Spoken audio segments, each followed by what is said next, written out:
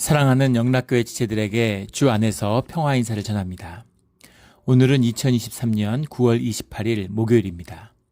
오늘의 묵상 본문은 민수기 20장 1절로 29절까지의 말씀입니다. 오늘 본문 말씀 20장 1절부터의 말씀은 이렇게 시작합니다. 첫째 달에 이스라엘 자손 곧 온 회중이 신광야에 이르러 백성이 가데스에 이르더니 미리암이 거기서 죽음에 거기서 장사되니라. 첫째 달에 이렇게 시작하고 있는데 언제 첫째 달인가 어느 해에 대한 것이 없어요. 그 14장 45절에서 이어지는 그 가데스 바나와 의 사건에서부터 이제 그 불순종의 사건이 있었죠. 그리고 호르마에서의 큰 패배가 있었습니다. 그 다음에 첫째 달 이렇게 되어 있는데 시간상으로는 이제 38년을 건너뛴 것이죠. 그 사이에는 여러 가지 이제 그 율법에 대한 율례, 법 정결에 대한 예법 이런 것을 가리키다가 38년을 건너뛰었습니다. 전형적인 이제 성경식 표현이죠. 성경은 시간의 흐름에 별 관심이 없습니다. 또 시간의 순서와 사건의 순서를 맞추는데도 아무 관심이 없어요. 주님 안에서 의미, 가치를 쫓는 것, 그것에 따라 서술하는 것이 이제 성경적인 서술의 특징이죠. 20장에 보면 그 유명한 이제 가데스의 다툼, 무리바의 물 사건, 이것을 다루는 사건입니다. 출애굽기 17장에 나오는 사건을 평행 본문이죠. 또 시편 106편에도 기록되어 있어요. 그래서 이 사건은 굉장히 의미 있는 중요한 신앙의 사건이다 이렇게 말할 수 있겠습니다. 백성이 가데스에 다시 이른 거죠. 38년을 돌아서 광야를 헤매다가 다시 가데스로 돌아온 것입니다. 가데스로 돌아왔는데 미리암이 거기서 죽음에 거기서 장사되니라. 미리암은 모세의 누나죠. 테바라고 하는 이 갈대 상자에다가 모세를 넣어서 그 강물에 흘려보냈던 그 누나입니다. 그리고 모세가 건져지자마자 가서 유모를 찾아주는 그런 아주 기질을 발휘하는 똑똑한 그런 여성이죠. 그래서 아마 행동으로 봐서는 적어도 모세하고는 10살 이상 차이가 났을 거라고 봅니다. 모세가 지금 120세에 이르렀기 때문에 130세가 넘는 이제 그런 나이에 떠나게 된 것이죠. 미리암은 또 여선지자로서 또 지도자로서 이제 큰 영향력을 행사하는 사람이기도 했고 또 아론과 모세의 권위에 도전하다가 큰 곤혹을 치르기도 했고 그런 그 영역의 삶을 살고 이제 주님 앞으로 떠난 것이죠. 2절에 회중에 물이 없으므로 모세와 아론에게로 모여드니라. 3절에 백성이 모세와 다투어 말하 이르되 우리 형제들이 여호와 앞에서 죽을 때 우리도 죽었더라면 좋을 뻔하였더라. 다투어 말한다는 게 말싸움했다 이런 것이 아니라 반란이 일어났다 이런 얘기입니다. 굉장히 그 기세가 심상치 않았음을 이제 보여주고 있는 거죠. 처음에 광야로 나왔을 때 르비딤의 사건을 보여주는 것 같은 또 가데스 바나에서의 사건을 보여주는 것처럼 38년을 광야에서 훈련받고 주님과 함께 했는데도 그런데도 물이 없어지니까 또 사나운 것이 드러나는 거죠.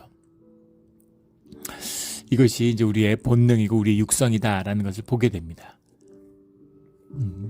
우리가 내면적으로 성숙하고 그 성숙한 주님 앞에서의 그 내면의 성숙 가운데에서 연합을 이루는 것이죠. 그래서 공동체의 성숙을 이뤄내는 겁니다. 근데 공동체의 성숙은 인간의 내면의 성숙으로 이루어지는 것이 아니라 사람들의 주님의 이름으로 연합함으로 성령이 함께할 때 이루어지는 것이에요. 그래서 아무리 내면이 성숙한다고 해서 그것이 공동체의 성숙으로 이어지는 것은 아니라는 겁니다. 오늘날 미국을 보면 알 수 있죠. 200년, 300년을 민주주의를 했는데 그 민주주의는 다 어디로 갔을까? 대한민국도 마찬가지죠. 지금 민주주의를 하고 정권의 수평적인 교체를 이뤄내고 수십 년이 지난데도 정치가 점점 더 퇴행하는 것 같은, 언론도 점점 더 퇴행하고 완전히 야만의 상태로 들어가는 것 같은 그런 분열과 갈등 속에 있습니다. 미국도 완전히 두 개의 나라로 갈라진 것 같죠. 그런 것처럼 시간이 지났다고 해서 무슨 생명이라면 물론 시간이 지나면서 저절로 자라겠지만 세상, 거짓, 다툼, 유욕, 시기, 우리의 죄성과 관련된 것은 시간이 해결해 주는 것은 아니라는 겁니다. 그렇죠. 우리의 내면은 시간이 지난다고 자라나나요? 나이 든다고 성숙해지나요? 아니죠. 우리 자신을 십자가에 못 박고 주님 앞에서 진실한 삶을 살 때 우리 안에 생명이 회복되어서 생명을 누릴 때 우리 생명이 자라나는 것이죠.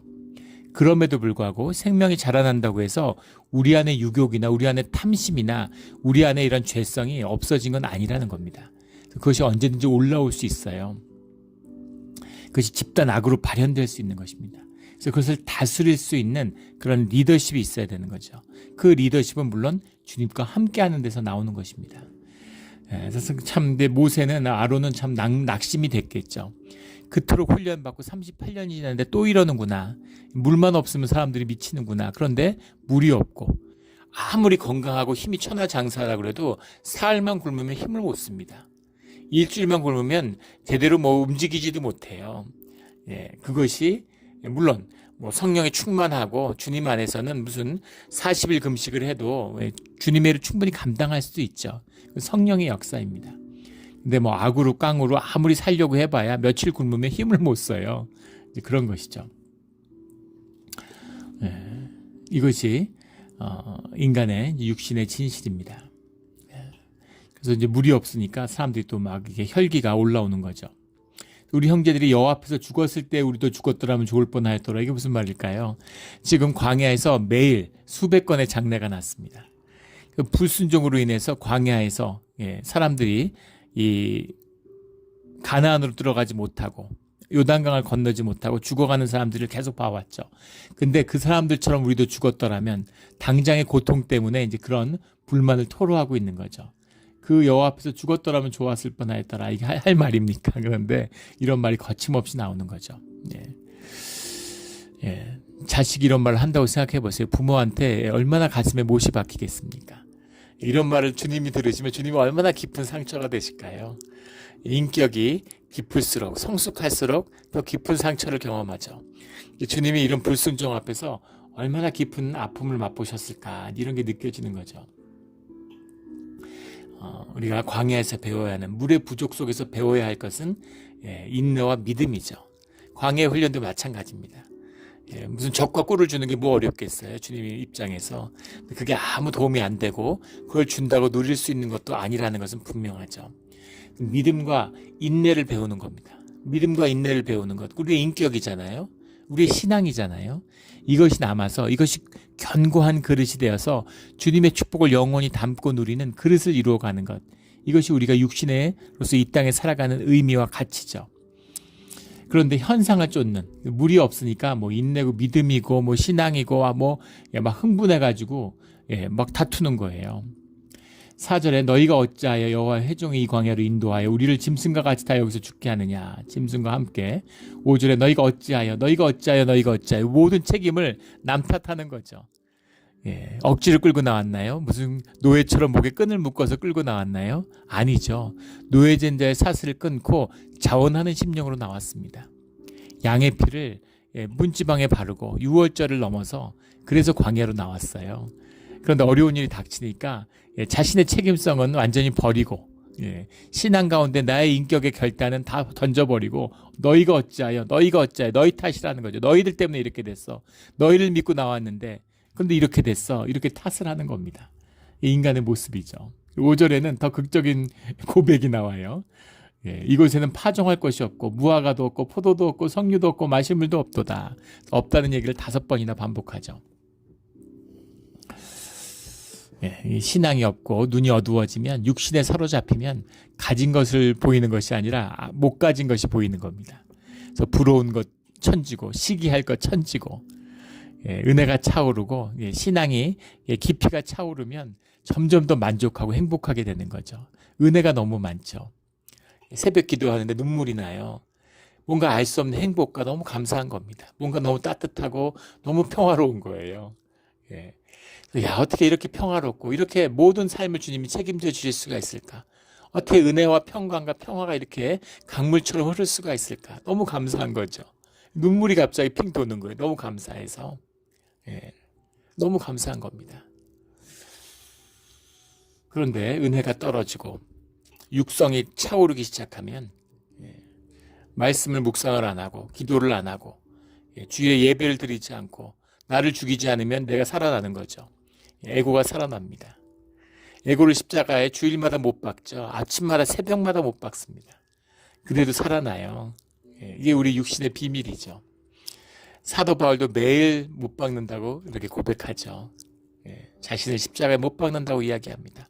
한 번 못 박아서 끝날 것 같으면 왜 매일 못 박겠어요? 예, 죽지 않는 이 에고, 예, 이것을 다스릴 수 있는 것은 주님밖에 없구나라는 그 절망을 맛봐야 되는 것이죠.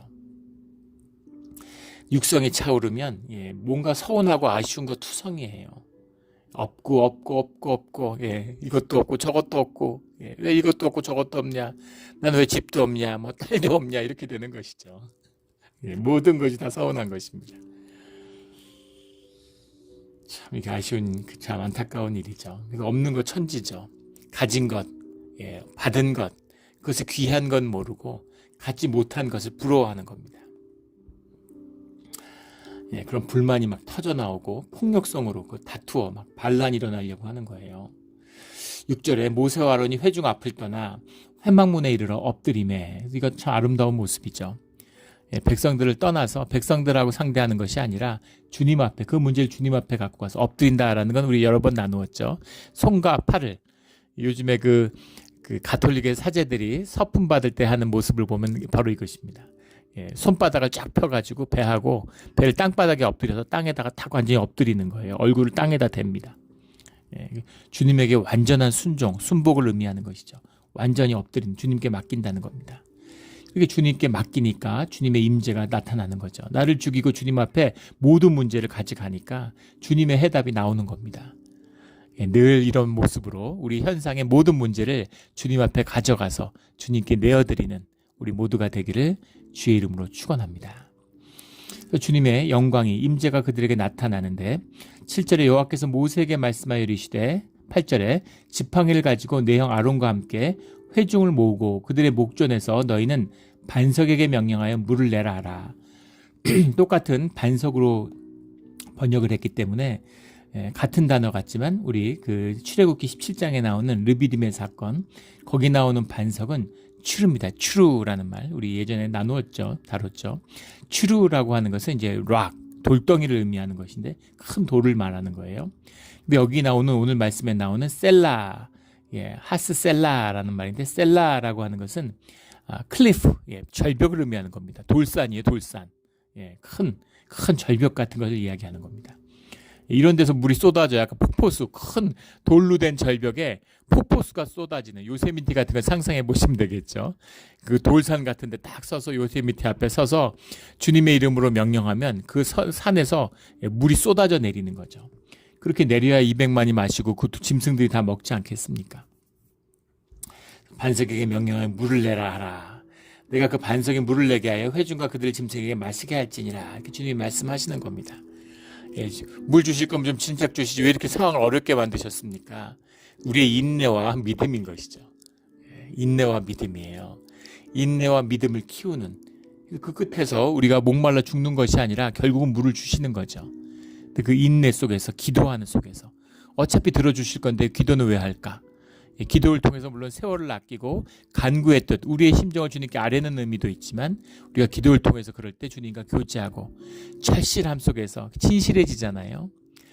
저도 신앙생활에서 제일 아쉽고 안타까운 부분인데 참 어쩔 수가 없는 것 같아요. 어려운 일이 있고 힘든 일이 있으면은 진실하게, 절실하게 주님께 기도하게 됩니다. 그런데 감사의 기도, 예, 좋은 일이 있을 때 감사의 기도를 할 때는 감사의 기도도 잘 안 하게 되죠. 좋은 일이 있으면 주님을 잊어버려, 어려운 일이 있을 때만 주님을 찾아오는, 주님이 우리를 만나는 게 제일 소중한 것인데 어려운 일이 있을 때만 주님을 찾으면 어떻게 될까요? 예, 그럼 삶 가운데 계속 어려운 일이 있겠죠. 기쁘고 좋은 일이 있을 때 주님을 찾아야 되는 것이죠. 그런데 아무리 그래도 좋은 일이 있을 때 절실하고 진실해지기가 어려운 겁니다. 예, 행복할 때, 내 삶이 풀어졌을 때, 그럴 때 주님을 찾고 주님으로 기뻐하면 얼마나 좋을까, 그런 생각을 하는데 쉽지 않죠. 늘 어려운 일이 있고 힘든 일이 있을 때 주님을 찾는 것이죠. 안타까움입니다. 그런 어려움 속에서 주님께 간절히 기도함으로 그 진실함 가운데 주님이 만나주시고 그 기도에 응답해 주시는 겁니다.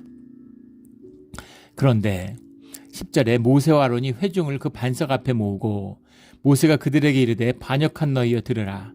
우리가 너희를 위하여 이 반석에서 물을 내랴 하고. 예, 모세와 아론이 굉장히 마음이 어렵고 힘들었던 것 같아요. 예. 그래서 사람들이 막 반란을 일으키려고 막 대들고 폭력적으로 나오니까 마음이 힘들었고, 또 이 사람들도 사람인데 자신들의 육성이 올라오면 자기 육성이 올라옵니다. 폭력성을 만나면 폭력성이 나오죠. 그래서 그것을 다스리는 것, 그것을 십자가에 못 박고 죽이는 것이 신앙이죠. 근데 이제 그런 게 올라오는 겁니다. 근데 여기서 우리가 너희를 위하여 이 반석에서 물을 내랴 라고 사람들 앞에서 말했어요. 주님이 이미 물을 내주라고 말씀하셨죠. 그럼 주님이 시키는 대로 하면 되는 겁니다. 그래서 물 위에 가서 조용히 주님의 말씀을 선포하고 물을 내면 되는 거예요. 그래서 주님께 그 사람들을 다루는 문제, 주님이 그들을 뭐 전염병으로 치실지, 그 전에 그런 적도 있잖아요. 근데 38년 전과는 달라졌다는 겁니다. 그때는 주님이 이 민족을 멸할까 이런 생각을 하셨어요. 그들에게 전염병으로 그들을 치셨습니다. 근데 지금은 그런 때가 아니라는 거죠. 이건 뭘 말하는 겁니까? 겉으로 아론과 모세의 눈에 보이는 것과는 달리 38년을 통해서 다뤄진 부분이 있다는 것이죠. 주님이 보시는 것은 아론과 모세가 보는 것과는 다르다는 겁니다.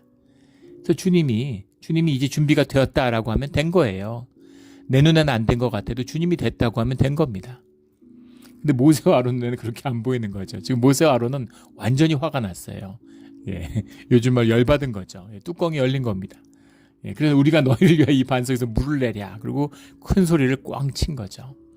우리가 물을 내랴. 물을 내는 건 주님이시죠.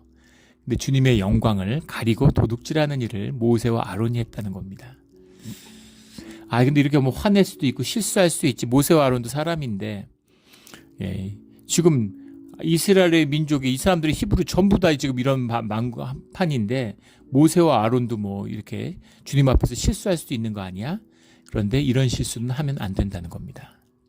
하나님의 사람, 대제사장으로 부름을 받은 사람, 지도자로 부름을 받은 사람, 제단 앞에 두 갈람나무는 주님의 임재 가운데 영광을 도둑질하면 안 돼요. 그런 짓을 하면 주님이 절대 용서하지 않는다는 겁니다. 이 비밀이죠. 근데 이것이 그렇게까지 큰 불순종일까? 12절에 여호와께서 11절에 모세가 그의 손을 들어 그의 지팡이로 반석을 2번 치니, 말씀을 선포하라고 했는데 예전에 르비딤에서의 기억이 있어서 그랬는지, 아니면 무슨 방망이가 이적의 무슨 능력의 도구가 아니죠. 주님이 함께 하시기 때문에 그것에 대한 표상이고 믿음의 상징이고, 또 나이가 있으니까 지팡이를 쥐고 다녔겠죠. 이건 아론의 지팡이는 아니죠. 모세의 지팡이입니다. 그런데 그걸로 지팡이로 반석을 한 번도 아니고 2번 내리쳤어요. 왜 그랬을까? 성질을 한번 부린 것이죠. 물이 많이 솟아나오므로 회중과 그들의 짐승이 마시니라. 그래서 물도 나고 사람들도 마시고 그랬는데, 그 앞에서 성질 한번 낸 게 이렇게까지 모세와 아론이 이 사건으로 인해서 이제 가나안 땅에 들어가지 못하게 된 겁니다. 12절에 여호와께서 모세와 아론에게 이르시되 너희가 나를 믿지 아니하고, 말로 하면 물이 안 터질 것 같기 때문에 나무로 지팡이로 돌을 깼다는 의미일까? 그런 의미는 아니겠죠. 나를 믿지 아니하고라는 건 주님을 100% 신뢰하지 않았다는 것이죠. 주님이 하는 일, 주님이 이루시는 일, 그 일에 대한 완전한 신뢰, 100%가 되지 못했다. 주님을 안 믿었다, 믿음이 깨졌다, 이런 얘기가 아니죠. 그 믿음, 주님을 전적으로 신뢰하는 것에서 주님의 역사함이 나타나는데 100% 신뢰함, 주님은 항상 100%일 때만 임하시죠. 그런데 100%짜리로 주님을 임재를 인도하지 않았다는 겁니다. 백성들을. 이것이 큰 문제라는 겁니다. 이게 왜 이렇게 문제일까? 거짓을 썩는데 우리 여러 번 나눈 적이 있습니다. 어떤 게 제일 나쁜 거짓일까? 어떤 게 제일 큰 거짓말일까? 어떤 게 제일 큰 거짓일까요? 99%의 진실과 1%의 거짓을 썩는 것과 99%의 거짓과 1%의 진실을 썩는 것 중에 뭐가 더 악하겠습니까? 99%가 거짓이면 아무도 안 속죠. 99%가 진실이고 1%가 거짓이면 다 속아 넘어갈 겁니다. 그게 제일 나쁜 거예요. 그게 이단이죠. 끝에서 조금 갈라지는 겁니다. 100%라면 100% 거짓이라면, 아무도 속지 않는 거짓말, 그게 무슨 거짓이에요? 참말이지. 100%의 진실과 똑같은 겁니다. 그래서 주님의 비밀은 100%냐 100%가 아니냐는 겁니다. 의이냐 악이냐 하는 건 인간의 문제지 주님의 문제가 아니에요. 주님 안에서 모든 것은 선입니다. 근데 인간의 불완전함, 인간의 불확실함, 이것이 주님과 함께하기 때문에 그것이 때로는 악이 될 수도 있고 때로는 의가 될 수도 있는 것이죠. 그것을 이루는 것은 주님이 하시는 겁니다. 그래서 의와 악을 우리가 판단할 필요가 없는 것이죠. 그런데 그 정죄함이 모세와 아론에게 있었다는 거예요. 백성들을 정죄하는 마음이 있었다는 거죠. 그리고 주님의 인도하심, 주님의 뜻하심을 100% 신뢰하고 맡기지 않았다는 겁니다. 그 100%가 아니라는 것이 얼마나 큰 문제인가라는 것이죠. 훌륭한 지도자일수록, 주님의 말에 충실할수록, 주님과 함께 할수록 이 작은 불순종이 정말 큰 문제를 만들 수 있다는 거죠. 주님의 믿음이 자라날수록, 주님과 함께 할수록 주님의 음성을 듣고 순종하는 일들은 점점 더 어려워집니다. 주님의 목소리가 점점 더 커지고 분명해지면 무슨 문제가 있겠어요? 반대입니다. 점점 더 목소리가 작아져요. 제가 수도원에 있을 때 그 원장님이 예전에도 몇 번 나눈 것 같은데, 기도하시는 분이죠. 그러니까 이제 그 수도원을 열고 산속에서 기도하면서 지내시는 거 아니겠어요? 그런데 이렇게 액자를 하나 선물 받았는데 그걸 이제 그 안에다, 건물 안에다 걸려고 그러는 겁니다. 몇 줄을 걸렸는데 어디다 걸까를 결정을 못 해요. 주님의 안에서 주님의 이름으로 받은 거니까 주님의 뜻에 따라서 좀 좋은 곳에 걸고 싶은데, 주님의 합당한. 근데 주님이 뭘 원하시는지를 모르겠다는 거예요. 처음에 그 말씀을 들었을 때 좀 황당했습니다. 물론 주님의 뜻에 따라 행하는 건 많지만 모든 걸 주님의 뜻에 따라 행한다고? 아니, 옷걸이를, 무슨 액자를 주님의 뜻에 따라 건다고? 그거는 뭐 내 뜻에 따라서 걸어도 되는 거 아니야? 아닌 것이죠. 주님의 뜻에 따라 걸어야 되는 겁니다. 내 뜻과 주님의 뜻이 하나인데, 내가 주님의 것인데. 그런데 주님이 야, 식당에다 걸어, 야, 무슨 메인 홀에다 걸어, 기도실에다 걸어, 이렇게 말씀하시면 그럼 얼마나 쉽겠어요. 그냥 걸고 순종하면 되는 거죠. 광야와 출애굽의 역사 같은 것입니다. 근데 주님이 자라날수록, 우리의 믿음이 자라날수록, 우리의 인격이 자라날수록, 우리의 자유의지가 자라날수록 우리에게 점점 더 그 작은 목소리로 말씀하신다는 거예요. 그래서 그 뜻을 헤아리기가 점점 더 어려워진다는 겁니다. 우리 아이들 키우는 거 생각해 보세요. 인격의 교제를 한번 생각해 보십시오. 주님이 인격이고 우리도 인격인데, 아이가 태어나면 어린아이 엄마가 막 이렇게 아이 보는 거 보세요. 엄마가 마치 심령의 고백을 하죠. 아이의 심령과 하나가 돼서 아이의 목소리로 막, 다중인격도 아닌데 막 아이를 안고서 막 엄마 밥 주세요, 배가 고파요, 막 이러고, 아이고 우리 애기가 배가 고팠구나 이러고 막 이러면서 아이를 막 이렇게 얼르면서, 애가 울면은 뭐 조금만 기다리세요 막 이러고, 아이고 그렇게 배가 고팠어요, 빨리 밥 주세요, 그럼 알았어요, 그리고 미친 사람처럼 혼자서 그러잖아요. 아이의 얘기를 대언을 해요. 그런데 아이가 자라갈수록 말이 점점 바뀌게 되는 거죠. 저도 아이를 키우지만 고등학교 가고 대학교 가고, 대학 가면 무슨 이야기를 하겠습니까? 우리 큰애가 이제 그 18살이 돼서 대학을 가는데 딱 한마디 했어요. 딱 한마디 했습니다. 아무것도 두려워하지 말고, 어려운 일이 있을 때마다 기도하라고. 무슨 말을 하겠습니까? 무슨 얘기가 도움이 되겠어요? 근데 정말 그 얘기만큼 잊지 말고 간절히 전하고 싶은 거죠. 어려운 일 있을 때마다 기도하라고. 그거 하나입니다. 그 말 외에 남길 게 뭐가 있겠습니까? 초등학교 때 그럼 찬소리 하잖아요. 야, 밥 먹어라, 씻었니, 숙제는 했니? 초등학생 중고등학생한테 숙제했니 이런 말해서 뭐 하겠어요? 그런 얘기 안 하죠. 고등학생한테 무슨 숙제했니, 뭐 공부해라 이런 얘기 하겠습니까? 고등학생 되면 야, 네 인생이야. 알아서 잘해야 되는 거죠. 그런 겁니다. 그런 것처럼 주님과의 관계, 그 성격이 변화해 간다는 겁니다. 그런데 모세가 이제 큰 실수를 하게 되는데, 이 실수라는 건 너무나 크고 결정적인 거였다. 그것은 모세와 아론이기 때문인 거죠.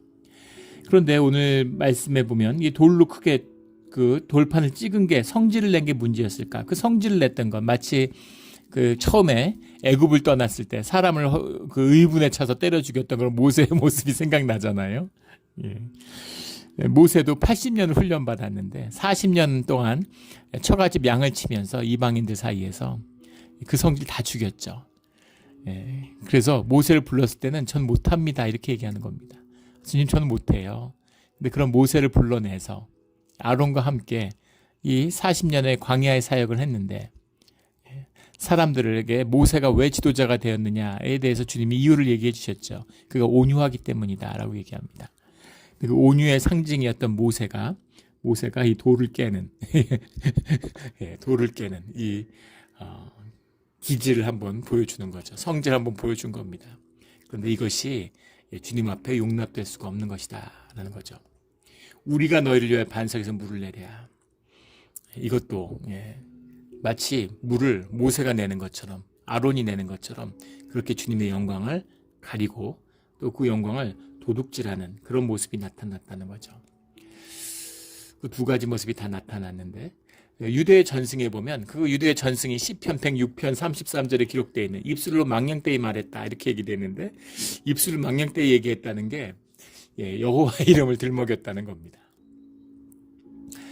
뭐 유대의 전승 가운데 보면 이제 이 모세가 뭐 욕설을 했다, 여호와의 이름으로 백성을 저주했다, 뭐 이런 이제 전승들도 있어요. 근데 뭐 전승이라는 건 정확히 뭐 알 수 있는 것은 아니지만 어쨌든 입술이 망령되이 말을 하고 분노가 폭발했는데 그거를 입술 꽉 깨물고 지팡이로 돌만 친 게 아니라 막 그러지 않았겠습니까? 소리도 지금 막 완전히 흥분해가지고 이걸로 막 돌 내리치는데 소리도 지르고 뭐 화도 내고 이랬겠죠. 막 소리 지르고 야 너희들 어떻게 그럴 수가 있냐 이러고 화를 냈을 수도 있겠죠. 그런데 이것이 여호와의 이름으로 여호와 앞에 세워진 자리라는 겁니다. 절대 이런 짓은 일생 가운데 여러 가지 실패와 실수가 있을 수 있지만 주님의 임재의 자리, 예배의 자리 이런 데서는 절대 그런 실수가 있으면 안 됩니다. 매주 단위에 올라가지만 단위에 올라가기 직전에 기도하는데 얼마나 이상하게 항상 두려움이 있습니다. 두려움이 있어요. 굉장히 불안하고 긴장이 됩니다. 근데 역설적으로 그 두려움과 그 긴장감이 있을 때까지 목회를 하겠구나, 말씀을 전하겠구나, 또 이런 생각이 듭니다. 점검하고 또 점검해야 되는 거죠. 절대 실수를 해서 안 되는 자리, 그런 자리에서는 절대 실수를 하면 안 됩니다. 그 뜻이죠. 주님의 뜻이 100% 나타나야 된다. 근데 이것보다 더 깊은 의미가 있습니다. 모세가 정말 훌륭한 지도자였겠죠. 뭐 아론도 많은 실수가 있었겠지만 주님에게 이렇게 귀하게 쓰임은 걸로 봐서는 그 일들을 잘 감당했을 겁니다.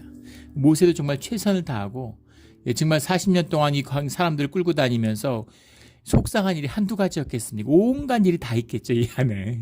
말해 뭐 하겠어요. 아침에 눈 뜨면 수백 가지 사건을 보고받겠죠. 그리고 그런 것들을 중재하고 또 지도자들을 세우고 인간적인 갈등과 문제가 없었을까요? 분쟁이 없었을까요? 많은 어려움들이 있었을 겁니다.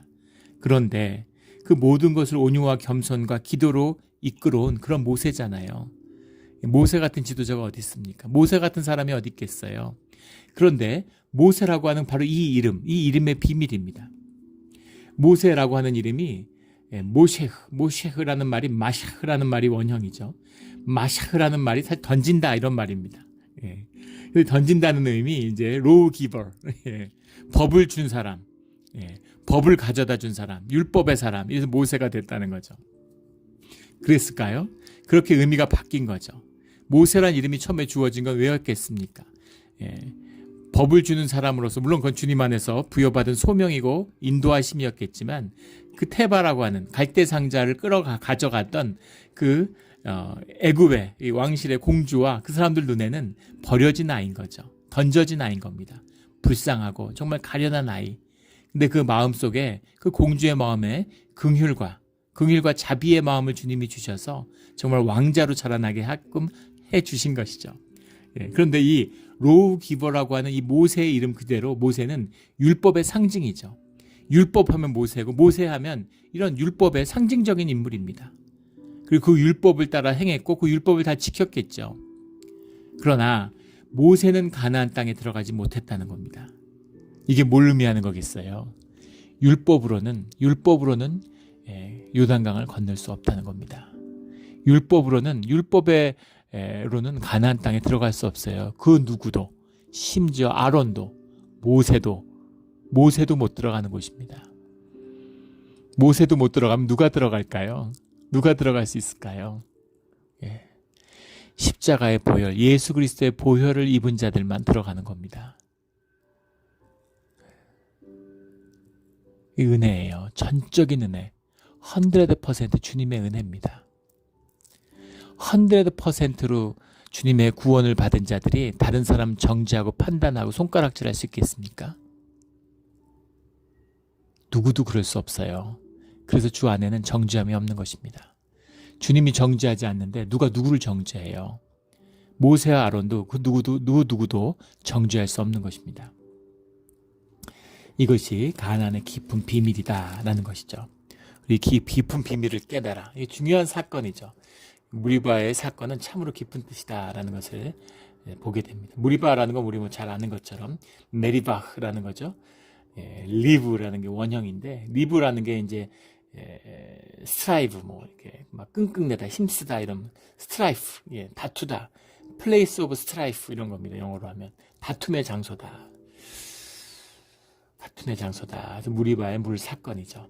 우리 주님의 십자가의 보혈의 은혜로 율법을 뛰어넘어 요단강을 건너는 믿음의 자녀들이 되기를 주의 이름으로 축원합니다.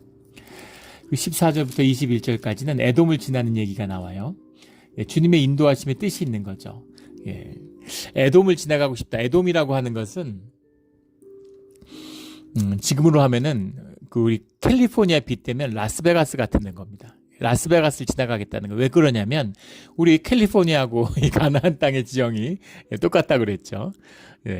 그래서 이 내륙 쪽으로 산맥이 있는 거예요. 트랜스 요르단 지방이라고 하는 것을 경계로 해서 사해 계곡 사이로 쭉 요단강이 흘러내려죠. 요단강을 경계로 해서 이 산맥이 있는 겁니다. 시에라 네바다가 가로지르고 있는 것처럼. 시에라 네바다로 올라가기는 어렵고, 시에라 네바다 산맥으로 올라가 너무 산악지가 가파라지고 예루살렘 있는 데까지 점점 더 가파라져요. 지도를 보면 이제 쉽게 알 수 있죠. 금방 찾아보시면 한눈에 들어옵니다. 왜 그렇게 가는지를. 그래서 트랜스 요르단, 지금 저 어떻게 이렇게 비슷할까요? 요단강을 건너 들어오는 지역이나 레이크타워 쪽으로 들어오는 거예요. 캘리포니아로 들어오는데 쭉 올라가서 레이크타워 쪽으로 들어오는 겁니다. 레이크타워로 들어가든가 80번을 타고 레이크타워로 들어가든가 아니면 10번을 타고 샌디에고로 들어오든가 둘 중에 하나죠. 아리조나 유마를 거쳐서 샌디에고로 들어오든가 밑으로 들어와가지고 평야로 올라가든가 바닷가를 따라서 아니면 산지를 돌아가지고 위에서 레이크타워 쪽으로 80번을 타고 넘어오든가 49ers 1849년도에 금광을 찾아서 캘리포니아로 온 자들은 그걸 건넜죠. 80번을 타고 레이크타워 쪽으로 건너온 겁니다. 그래서 여기 세크라멘토 쪽으로 내려오는 거잖아요. 지금 50번 도로 그걸 타고 5번 도로 그쪽으로 내려오는 것이죠. 그 길을 간 거예요. 그 길을 돌아가는 겁니다. 아마 처음에 들어갔다라고 하면은 수도사들은 바닷가 쪽을 따라 올라왔죠. 우리 카멜 수도원처럼 밑에서부터 쭉 올라와서 샌프란시스코까지 프란시스코 수도사들이 이제 바닷가 쪽을 타서 해안을 따라 올라온 거잖아요. 두 가지 길이 있습니다. 처음 들어왔을 때 두 번째에 들어왔다라면 첫 해에 들어왔다라면 밑에서 바닷가를 따라서 들어오지 않았을까 싶어요. 훈련을 받고 훈련한 과정 가운데에서 이제 네바다 쪽으로 돌아서 들어오는 거죠. 네바다 쪽으로 돌아서 돌아오려고 하다 보니까 트랜스 요르단 쪽의 오른쪽에 있는 네바다로 완전히 돌려고 그랬던 것이죠. 이거 사막 지역이잖아요. 똑같습니다. 여기도 트랜스 요르단 지역이 사막 지역이죠. 근데 주님이 물을 내시니까 그 지역으로 돌아서 오려고 했는데 근데 에돔 때문에 그 길이 막힌 겁니다. 에돔의 땅을 탐하지 말고 형제의 땅이다. 에돔의 땅을 그 에서의 후손들에게 주님이 허락하셨죠. 그 말씀을 이루는 뜻도 있습니다. 그 땅을 빼앗겠다는 게 아니라 그 땅으로 편하게 가려고 했는데 그 땅이 아니라 바싹 붙은 이 캘리포니아라고 하면 395번 네바다로 나가지 않고 캘리포니아 안에서 395번을 타고 시에라 네바다의 오른쪽으로 돌아서 쭉 올라가는 거죠. 그 길을 따라 올라가서 레이크타워까지 올라가잖아요. 똑같습니다. 그 길을 따라서 쭉 올라가는 거죠. 갈릴리 바다에 있는 길까지 올라가는 겁니다. 근데 그 길을 여셨다라는 거죠. 주님의 말씀이 이루어지는 것이고 이것이 주님의 인도하심이다라는 걸 보게 됩니다. 그리고 22절에서 29절까지 아론의 죽음을 맞이하게 되죠. 호르산에서. 아론의 26절에 가면 같이 산에 올라와서 주님을 또 만나는 모습이 나와요. 아론의 옷을 벗겨 그의 아들 엘리아살에게 입히라. 대제사장이 오시죠. 그래서 엘리아살이 대제사장의 그 직분을 이어받게 된다. 그래서 그들의 조상에게도 돌아갔다라는 겁니다. 죽어 조상에게로 돌아가니라.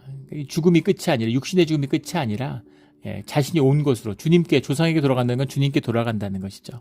그래서 이 땅에서의 사명과 소명이 끝이 났다라고 하는 겁니다. 그래서 아론의 사명은 끝이 나요.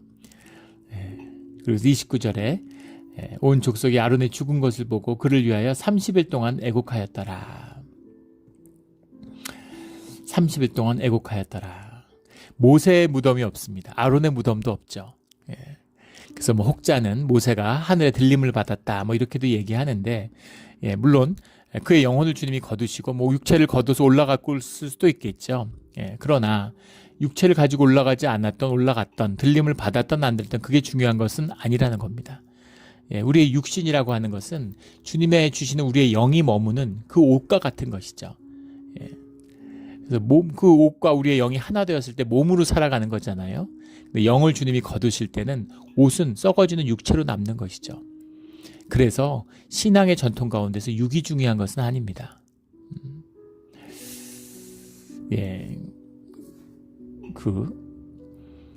그렇다고 해서 또 뭐 육을 경시할 필요는 없겠죠. 왜냐하면 또 우리의 그 약한 믿음과 그런 표상으로서 또 그걸 소중히 여기는 그런 부분도 있을 수 있겠죠. 그런데 또 뭐 이렇게 종교의 양극단이 있죠. 무덤이었기 때문에 뭐 시체가 올림을 받았다 뭐 이런 것과 또 뭐 육신으로 부활하기 때문에 육신을 뭐 무슨 태우면 안 된다. 안 태우고 땅에 묻으면 그냥 있나요? 어차피 다 썩고 흙이 되는데, 흙으로 주님이 우리를 빚으시는데, 주님이 우리를 새롭게 지으실 때 뭐 흙이 없어서 우리를 못 지으시겠어요? 그러니까 그것도 이제 양쪽 다 말은 안 되는 이야기죠. 그래서 아론은 자기의 몫의 인생을 다 살고 주님의 때에 이렇게 영화롭게 주님이 거두신 거예요.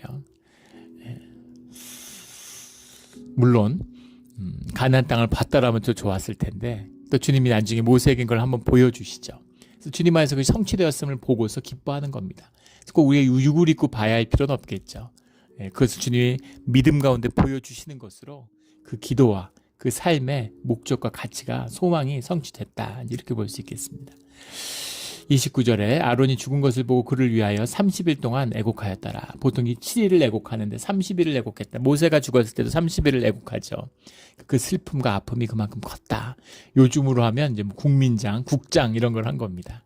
온 사람이 애도하며 아파하는 삶이 의미가 있고 소중했다, 소중하게 남았다라는 것을 볼 수 있는 것이죠. 우리도 주님 안에서 소명대로 열심히 살다가 주님의 때 주님이 거두시는 그런 삶이 되기를, 온전한 삶이 되기를 간절히 소망하고 예수 그리스도 이름으로 축원합니다. 아멘. 기도드리겠습니다. 하나님 아버지, 감사합니다.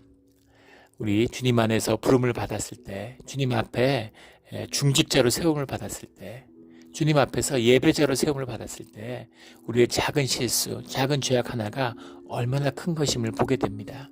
주님, 늘 주님께 던지고 또 던지는, 엎으러지고 또 엎으러지는 우리의 기도의 자리, 믿음의 자리가 되게 하여 주시옵소서. 그 길을 끝까지 다 간 뒤에는 주님 안에서 아름다운 육신의 끝을 맺는 우리의 삶이 되기를 소원합니다. 또 주님 안에서, 기도 안에서 주님 안에서 이루시고자 하는 그 소망이 우리의 소원이 되게 해주시고, 그 소원의 성취를 미리 보고 기뻐하는 우리의 기도의 자리, 믿음의 자리가 되게 하여 주시옵소서. 감사하며 예수 그리스도의 이름으로 기도드렸습니다. 아멘.